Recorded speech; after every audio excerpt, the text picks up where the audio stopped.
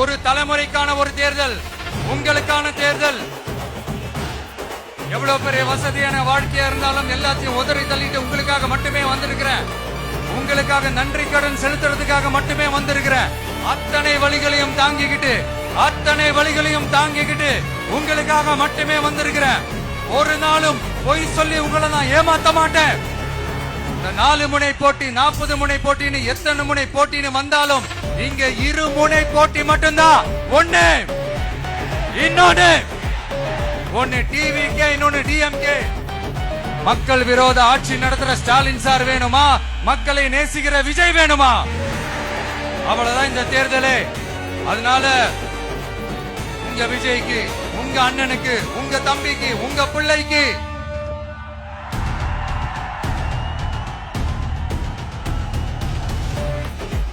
ஒரே ஒரு வாய்ப்பு கொடுங்க.